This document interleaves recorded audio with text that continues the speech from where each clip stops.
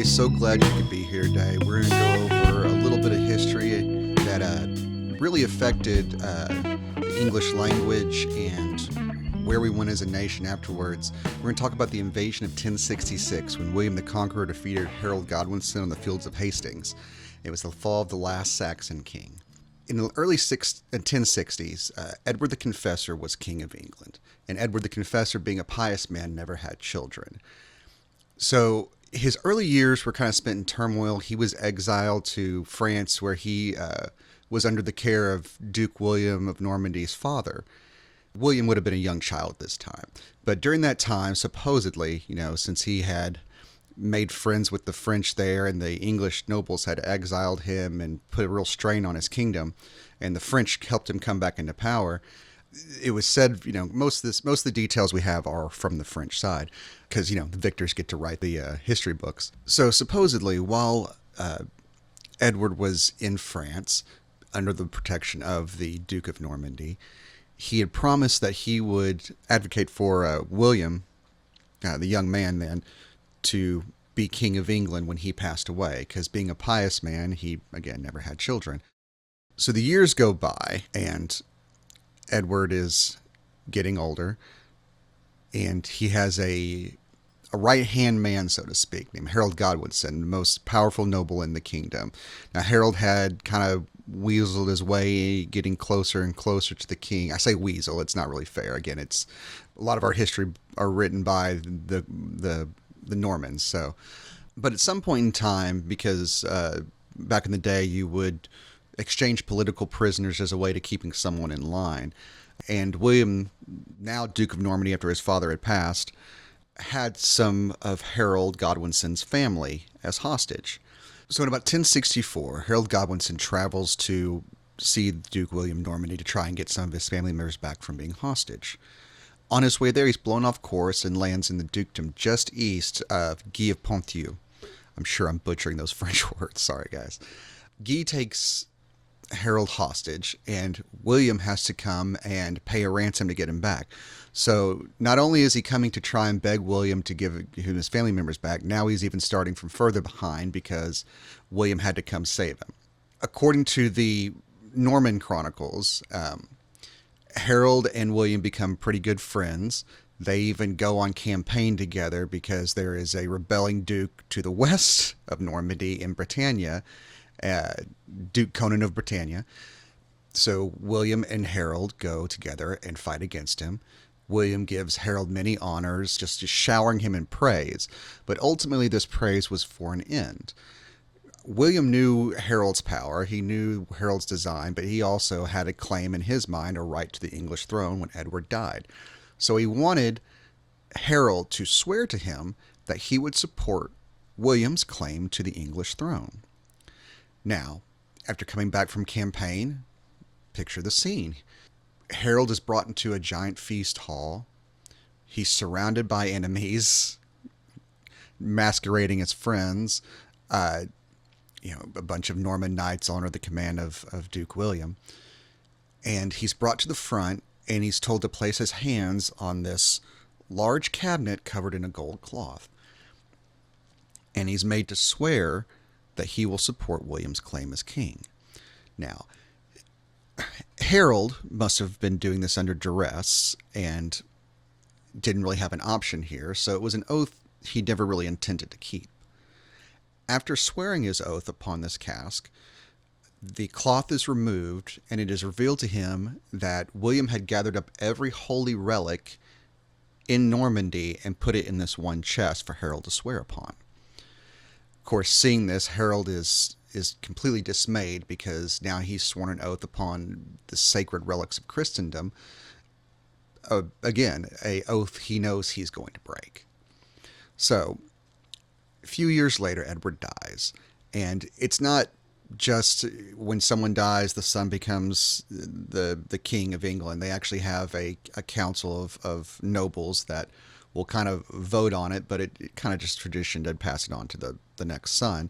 But there being no son, and Harold being an Englishman and a high up-ranking noble, and it was also apparently Edward's last wish on his deathbed was that Harold would become king, Harold Godwinson. So he is made king by the council. He is made king by the last wishes of Edward. And William is upset, obviously. So you don't have necessarily a standing army in medieval times. You would have your noble knights who you would give a parcel of land to, and they would farm it with, their peasants and their serfs. And whenever you would call them up to war, they would gather the peasants and the serfs and bring them with them. So you had one trained fighting man and a bunch of serfs with sticks who might be good at the bow and arrow because of hunting and things like that, but it's mostly pole arms. And then whenever you raise your army, there's no one there at home doing the work. No one's harvesting food. So it's a difficult situation to keep an army built up and sustained for a good while. Harold knows that William is going to come and try and conquer the British Isles. And sorry, I said British Isles, Britain itself. He knows this is going to happen. So he raises the levies, and they're all lined up on the southern coast of England, waiting for William to come. Now, William is raising his own army, and they are gathering on the northern beaches of Normandy, and he is taking mercenaries and people from anywhere, promising them, a piece of land in the newly conquered land.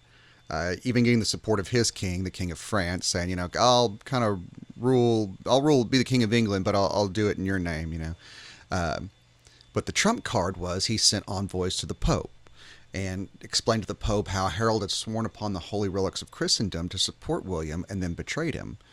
The Pope gave William his blessing and sent him the standard with the Pope's standard on it, which any Christian on the battlefield would instantly recognize it. And he sent him a ring with the hair of St. Peter in there, a symbol of papal support.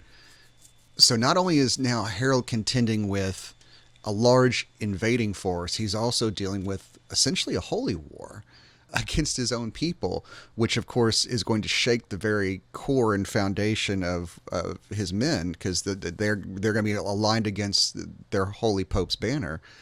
Now, while all this is going on, while they're waiting, while they're grumbling because the French aren't coming yet, because unfortunately for them, sailing in that day, you had square sails, and you couldn't really navigate terribly well. You kind of had to go you kind of had to wait for the right wind to go across, and they couldn't get across the English Channel, and they were waiting for the right winds. So while Harold has his army lined up, they're grumbling about how the crops are dying, and they're getting bored, and they're having to be fed. Now, William was facing some of the same difficulties. Obviously, he had a large standing army that he had to keep fed, but according to the French sources, there was no pillaging, no looting. He kept everyone fed and everyone paid, which is probably a lie. But while all this is going on, while both armies are basically lined up across the channel waiting for each other, Harold Godwinson's brother Tostig was very, very jealous of the fact that his brother became king.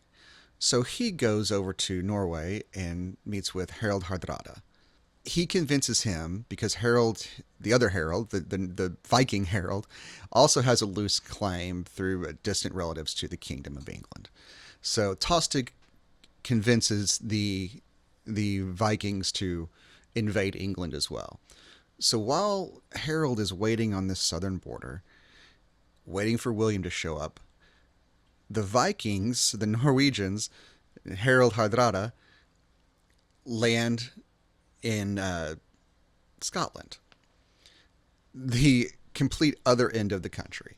So now Harold Godwinson, the new king of England, is forced to take his miserable troops and march the entire length of England all the way up to Scotland. And it is there at Stamford Bridge where they meet Harold Hardrada. So on September 25th, 1066, the Norwegian king and the last Anglo-Saxon king would meet at Stamford Bridge. For a while, it wasn't going very well for the Anglo-Saxons, the English. The Norwegians were holding the bridge, and it looked like there was actually one giant Viking who was holding off all the Saxons there at that choke point, kind of 300 style. Find a choke point, and you can maintain that a lot easier. They were kind of just slaughtering the Anglo-Saxons, pitching them over the side, holding it pretty much single-handedly until the English put a man on a raft or not a raft, on a shield with a spear and floated him down the river underneath the bridge. And from there, he just stabbed the big guy from underneath. Eventually, the Anglo-Saxons would win the day. Harold Hardrada and stjohn would fall at the battle.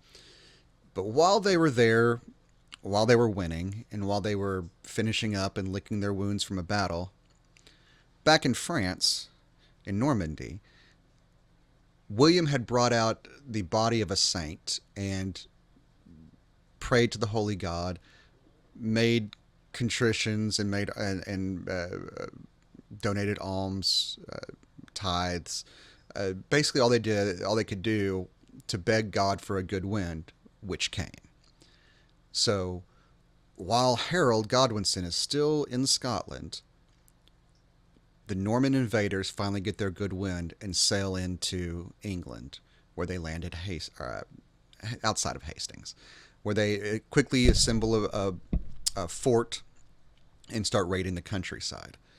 Now, Harold Godwinson, the new King of England, he's just won a battle against a pretender to his throne, and not only that, but his own brother who betrayed him. I mean, it's been an emotional, fraught ordeal. I mean, imagine how tired he and his men are, not just physically, but emotionally from all this.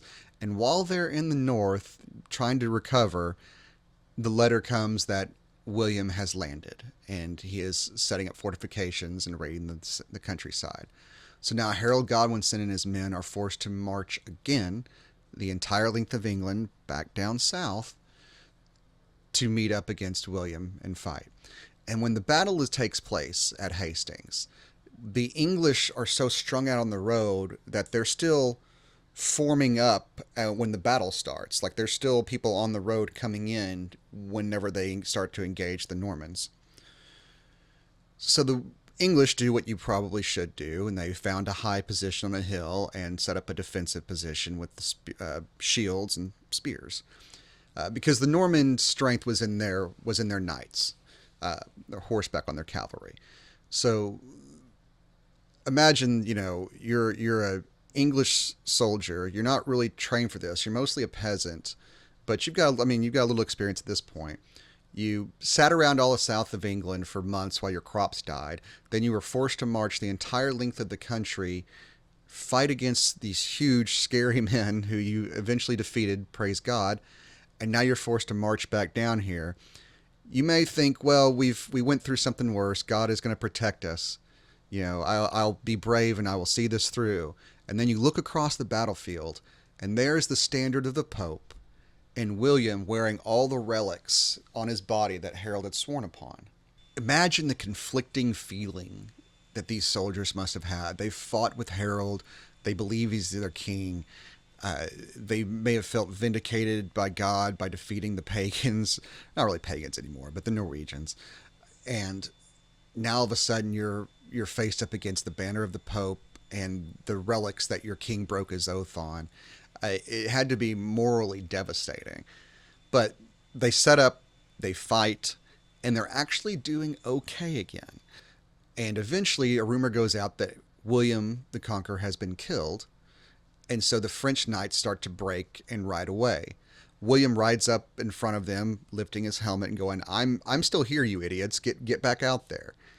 Luckily for them in that moment, what happens is, now, if you know anything about warfare, you know that you never break ranks and you never run away, because that's when the slaughter happens.